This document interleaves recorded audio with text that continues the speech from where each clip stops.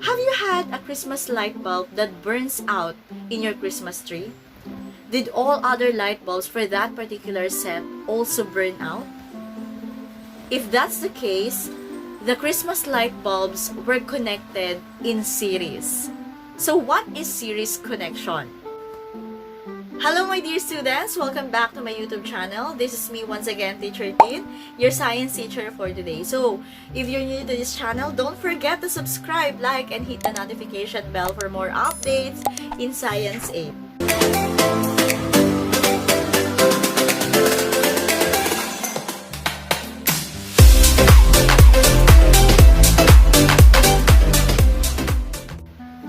Okay, so for today's lesson, we're going to discuss about the series connection. So in our previous vlog, we discussed about the parallel connection. So this time, let us discuss the series connection. What is a series connection? The current flowing through each resistor is the same since there is only one path for the current to flow, and it is known as the series circuit.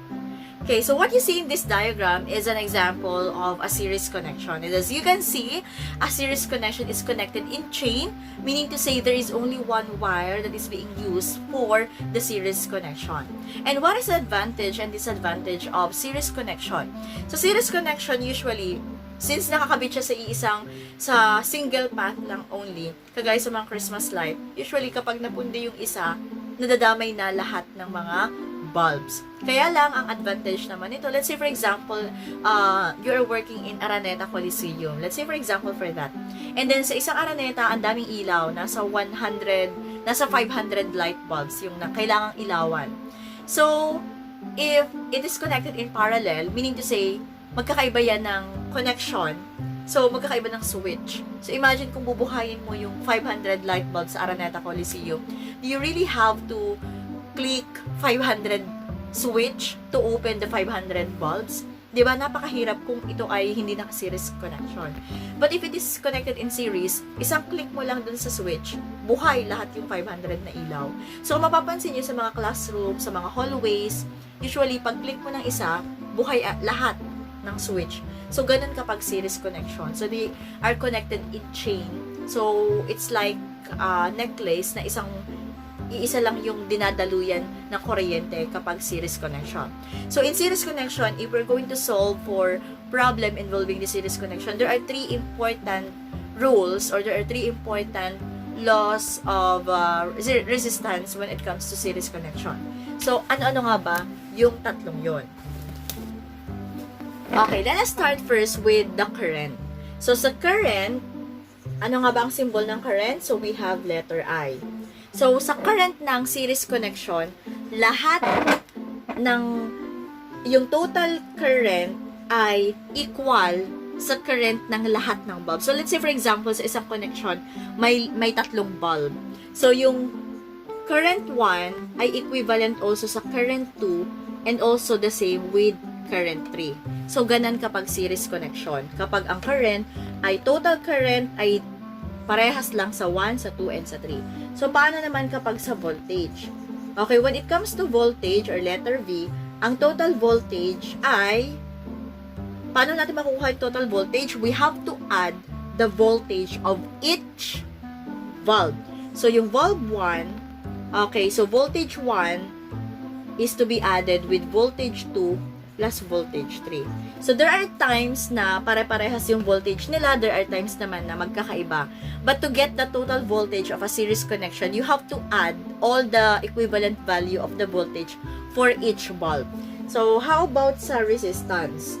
So, when it comes to resistance naman, so letter R, so yung total resistance ay parang same ng voltage. Kailangan nating i-add ang resistance 1 plus resistance 2 plus resistance 3. So, yan po ang tatandaan ninyo sa rules ng series connection. So, ano lang ang magkakaparehas dyan? Yung kanilang current. But when it comes to voltage and resistance, you have to add the values of each resistances to get the total resistance. You have to add all the values of the voltage to get the total voltage. But to get the total current, it is equivalent with current 1, current 2, and current 3. Okay?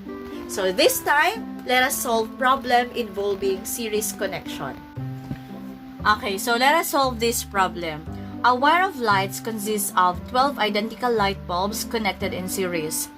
If the voltage across the combination is 110 volts and each light bulb has a resistance of 45 ohms, find the following: the current through each light bulb and the voltage across each light bulb. Okay, so let us use the Gressa method to answer this problem solving. So let us now have the given. Okay, so sa given, of course, we can have the 110 and the 45 ohms. So 110, so we have volts of 110 volts, and we also have the resistance of 45 ohms. Okay, so now what is our required? Okay, so for the required, of course, we have two. The first one is the current through each light bulb. So what is the current? That is, the symbol for current is I. And B, we have the voltage. So V is equals to question mark. Of course, we will have the equation.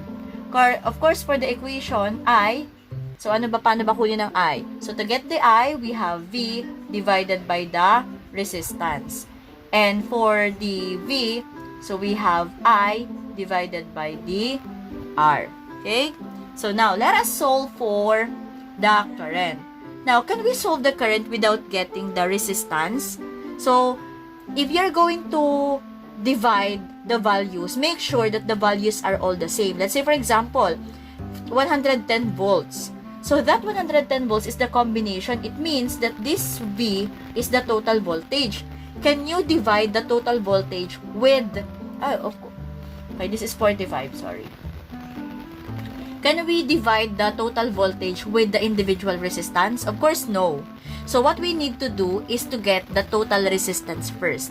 Okay, so before we proceed with I, so we have first the total resistance. And remember that the total resistance of a series circuit is you have to add all the given values of each resistances.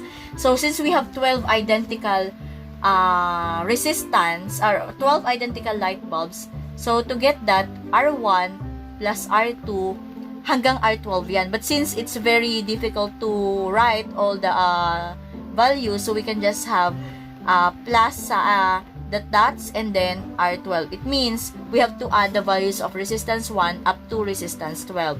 So to substitute all the given, so the R1 is equivalent to 45.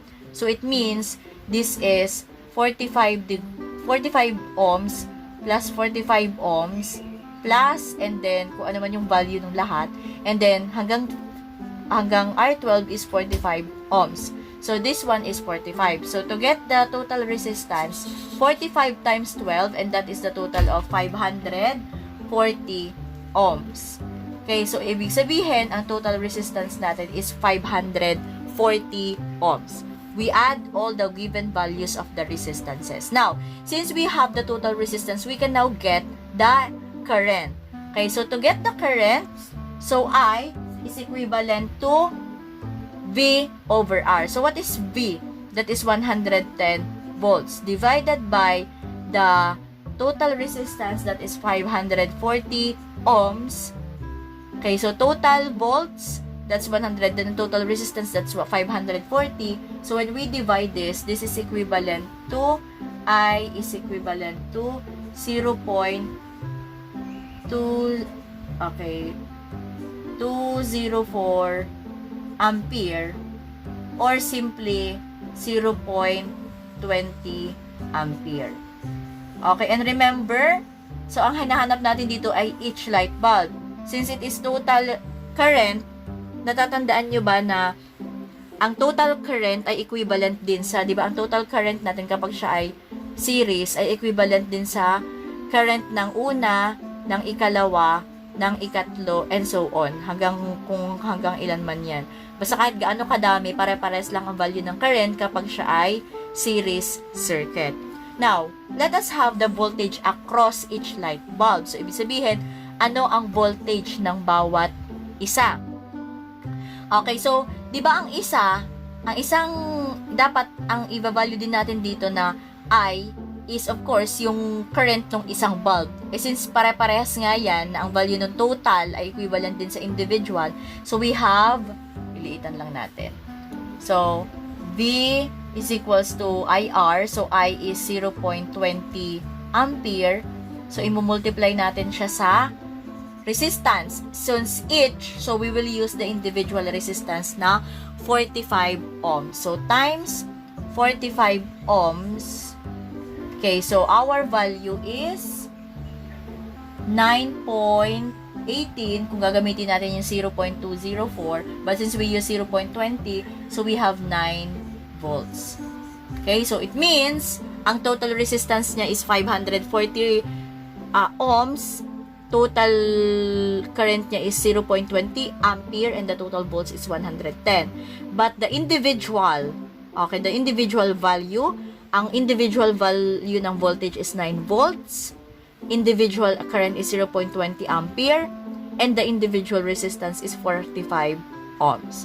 Okay, so that is how we solve the problem using the series connection. This is the end of our lesson vlog about solving problem in series connection. So, I hope you learned something from this vlog. So, kung meron pa kayong katanungan at gusto nyo itry natin, just leave your comment below at gagawa natin yan ng video lesson. Thank you so much for watching this video. I hope nakatulong to para sa inyong performance task. You can jot down notes para meron kayong sample pattern in solving series connection. So, that's all for today. I hope you learned something. This is me once again, Teacher Tin, your science teacher for today. If you're new to this channel, don't forget to subscribe, like, and hit the notification bell for more updates in Science 8. Bye!